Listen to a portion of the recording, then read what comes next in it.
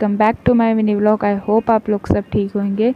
और आज बहुत दिनों बाद मिनी व्लॉग बना रही हूँ मैं। तो अभी सुबह ब्रश कर दी थी और मैंने सोचा वीडियो भी शूट कर लेती हूँ। और शायद से 2-3 दिन तक मिनी व्लॉग, या 2-3 दिन नहीं, कुछ टाइम मिनी व्लॉग। फिर अभी मैं आ गई थी ट्यूशन से, तो आकर मैंने करा ब्रेकफास्ट, क्योंकि मैं ब्रेकफास्ट करके नहीं गई थी। तो साथ में मैं लिम्का भी पी रही हूँ, क्योंकि गर्मी इतनी गंदी हो रही है ना दिल्ली में, पूछो मत।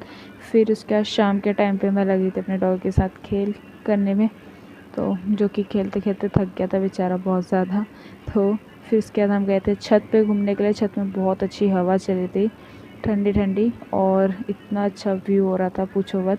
साथ में हमारे जो चंदा मामा है वो भी बादलों के बीच में छुपे हुए थे। और मैंने ना बहुत सारी क्लिप्स ली थी, लेकिन पता नहीं क्या हुआ, क्लिप्स आई नहीं। इसी चक्कर में मेरे को ये वीडियो इतनी बनानी पड़ी। तो गाइस आज के लिए इतने ही।